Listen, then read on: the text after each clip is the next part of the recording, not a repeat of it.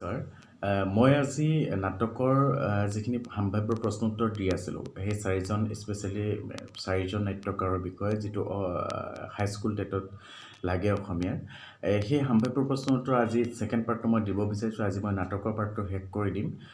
তাৰমানে কোনো কাৰণত যাতে নাটকৰ পাৰ্টত নাট্যকাৰ হিচাপে সেইকেইজন ব্যক্তিৰ যদি কিবা প্ৰশ্ন আহে তেতিয়াহ'লে কোনো কাৰণত থাকি যাব নালাগে।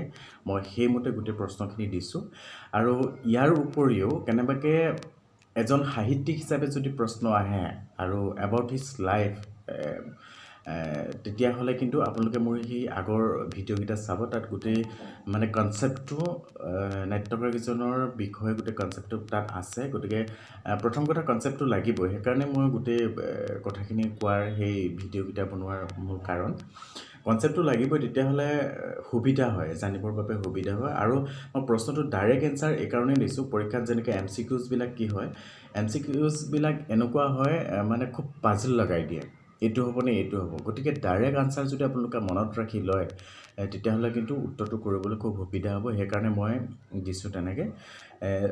এতিয়া ইয়াৰ পাছত মই আলোচনীৰ যিটো পাৰ্ট আছিল, আলোচনী পাৰ্টটো এতিয়ালৈকে কোনোৱে আলোচনা কৰা নাই বুলি কৈছে। মই সেইকাৰণে আলোচনী পাৰ্টটো আলোচনা কৰি দিম, লগতে প্ৰশ্ন উত্তৰবোৰ লগতে দি যাবলৈ চেষ্টা কৰিম, কাৰণ সময় সীমিত, আপোনালোকৰ হাতত বেছি সময় নাই।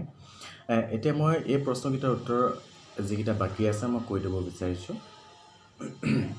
প্ৰথম প্ৰশ্নটো, অৰুণ শৰ্মাৰ নাটককেইখনৰ নাম লিখা। অৰুণ শৰ্মাৰ নাটককেইখন হ'ল জিন্তি 1962, উৰুষা পজা 1964, পুৰুষ 1964,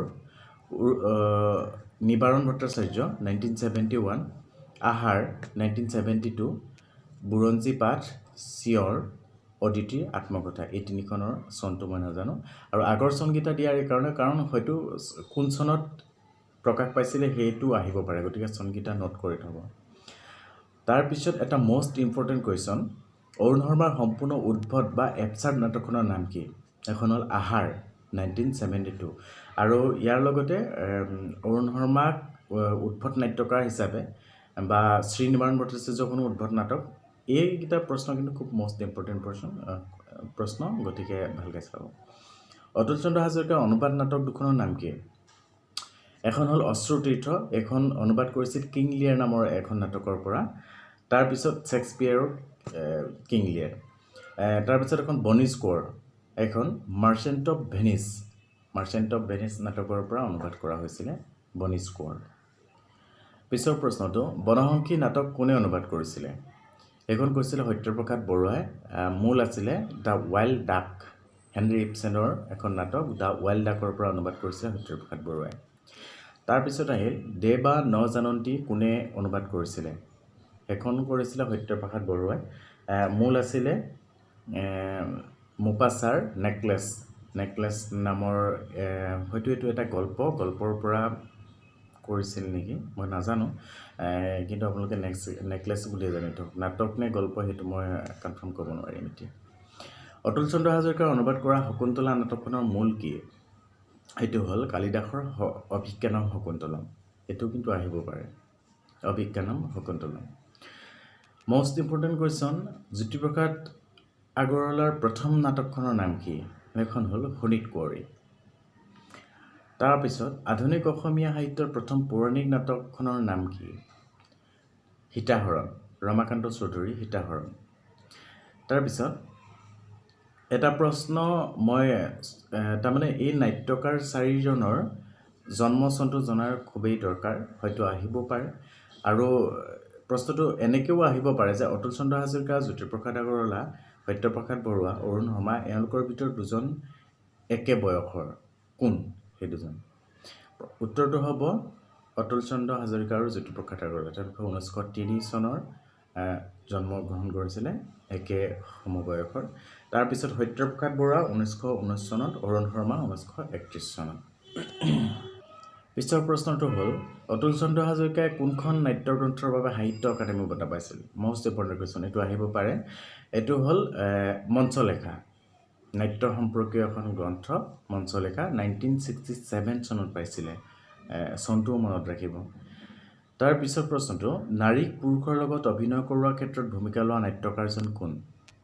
সত্যপ্ৰসাদ বৰুৱা। পিছৰ প্ৰশ্নটো অৰুণ শৰ্মাই কোনখন চলচ্চিত্ৰত অভিনয় কৰিছিল এইটোও আহিব পাৰে। সন্ধ্যাৰাগ নামৰ চলচ্চিত্ৰত অৰুণ শৰ্মাই অভিনয় কৰিছিলে। অৰুণ শৰ্মাই অসম নাট্য সন্মিলন বঁটা কেতিয়া পাইছিলে এইটো কিন্তু খুব ইম্পৰ্টেণ্ট কুৱেশ্যন। 2001 চনত পাইছিলে। আৰু এটা খুব ইম্পৰ্টেণ্ট, অৰুণ শৰ্মাই আকাশবাণী এৱাৰ্ড কোনখন নাটকৰ বাবে পাইছিলে? এইটো কিন্তু ৰেডিঅ' ডকুমেণ্টাৰী বুলিও আহিব পাৰে দেই। নহয় ৰেডিঅ' ডকুমেণ্টাৰী এইটো নহয়। আকাশবাণী এৱাৰ্ড কুকুৰ নেচিয়া মানুহ, কিন্তু এইখন ৰেডিঅ' ডকুমেণ্টাৰী আছিলে। কুকুৰ নেচিয়া মানুহৰ কাৰণে পাইছিলে। পিছৰ প্ৰশ্নটো নাটক আৰু অভিনয় প্ৰসংগ গ্ৰন্থৰ ৰচক কোন? সেইটো হ'ল সত্যপ্ৰসাদ বৰুৱা। এইটো কুকুৰ নেচিয়া মানুহ ৰেডিঅ' ডকুমেণ্টাৰীটো অলপ চাব লাগিব, মই ক্লিয়াৰ কৰি দিম পিছত। তথাপিও আকাশবাণী এৱাৰ্ডটো কুকুৰ নেচিয়া মানুহৰ কাৰণে পাইছিল বুলি আপোনালোকে জানি থওক। সেইটোৱে, তাতকৈ বেছি মানে ইমান বেছি ভিতৰলৈ নাহিব পাৰে সেইখন কোন মানে ৰেডিঅ' ডকুমেণ্টাৰী হয় নে নহয়, মই সেইটো চাই পেলাই ক্লিয়াৰ কৰি দিম। তাৰপিছত আনাৰকলি, কুণাল কাঞ্চন আৰু ৰাণাদিল কোন শ্ৰেণীৰ নাটক? ইয়াতে হয়তো নাটককেইখনৰ নাম এখনকৈও আহিব পাৰে। আনাৰকলি কোন শ্ৰেণীৰ নাটক এনেকৈ বুলিও আহিব পাৰে। এইটো হ'ল ঐতিহাসিক নাটক। এইকেইখন ঐতিহাসিক নাটক। লেখক সত্যপ্ৰসাদ বৰুৱা, নাট্যকাৰ সত্যপ্ৰসাদ বৰুৱা। তাৰপিছত মেকবেথ আৰু অথেলো নাটকৰ অনুবাদক কোন? মেকবেথ আৰু অথেলো নাটকৰ অনুবাদক কোন? সত্যপ্ৰসাদ বৰুৱা। মঞ্চৰ প্ৰতিভা কাৰ ৰচনা? মঞ্চৰ প্ৰতিভা নাট্য সম্পৰ্কীয় গ্ৰন্থখন কাৰ ৰচনা? এইখন হ'ল সত্যপ্ৰসাদ বৰুৱা। তাৰপিছত প্ৰথম অসমীয়া অনাতাঁৰ নাটকখন কি? এইটোত দিব পাৰে ৰেডিঅ' ডকুমেণ্টাৰী বুলি। ৰেডিঅ' ডকুমেণ্টাৰীখন কোনখন প্ৰথম? সেইখন হ'ল সত্যপ্ৰসাদ বৰুৱাৰ ধৰালৈ যিদিনা নামিব সৰব এইবুলি আহিব পাৰে। তাৰপিছত কলিকতা বিশ্ববিদ্যালয়ৰ পৰা অসমীয়া বিষয়ত স্নাতকোত্তৰ ব্যক্তিজন কোনজন? অতুল চন্দ্ৰ হাজৰিকা। স্পেচিয়েলি এই 4জন নাট্যকাৰৰ ভিতৰতে কিন্তু অতুল চন্দ্ৰ হাজৰিকা, আৰু কলিকতা বিশ্ববিদ্যালয়ৰ স্নাতকোত্তৰ আৰু আছে। গতিকে এই 4জনক যিহেতু স্পেচিয়েলি দিয়া হৈছে, মই এই 4জনৰ ভিতৰৰ পৰাহে প্ৰশ্নটো মই দিব বিচাৰিছোঁ। পিছৰ প্ৰশ্নটো হ'ল অতুল চন্দ্ৰ হাজৰিকাৰ নাটক আৰু নাটক সম্পৰ্কীয় গ্ৰন্থ কেইখন? 32খন। অৰুণ শৰ্মা বুৰঞ্জীপাত নাটকখনৰ মূল কি আৰু ক'ত মঞ্চস্থ হৈছিল? এই প্ৰশ্নটো কিন্তু ভালকৈ চাব, আহিব পাৰে। লখিমপুৰৰ নাবিক গোষ্ঠীয়ে মঞ্চস্থ কৰিছিলে বুৰঞ্জীপাত নাটকখন, আৰু এইখনক ইন্দিৰা গান্ধীক মুখ্য চৰিত্ৰ কৰি নাটকখন লিখা হৈছিলে। আৰু ইয়াৰে এটা হেৰি আছিল, লোকনৃত্যৰ ওজাপালিক আধাৰ হিচাপে লৈ পেলাই নাটকখন ৰচনা কৰিছিলে। এইটোও কিন্তু আহিব পাৰে, আধাৰ কি আছিল? অৰুণ শৰ্মাৰ এখন প্ৰহসনৰ নাম কি? বুৰঞ্জীপাত নাটকখন প্ৰহসনে আছিল।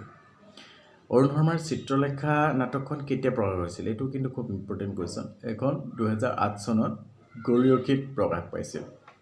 বা প্ৰশ্নটো এনেকৈও আহিব পাৰে, গৰিয়সীত প্ৰকাশ পোৱা অৰুণ শৰ্মাৰ নাটকখনৰ নাম কি? সেইখন হ'ল চিত্ৰলেখা। তাৰ পিছৰ প্ৰশ্নটো হ'ল আধুনিক নাট্যচিন্তা আৰু অসমীয়া নাটকত দেশপ্ৰেম শীৰ্ষক গ্ৰন্থখনৰ লেখক কোন? সত্যপ্ৰসাদ বৰুৱা।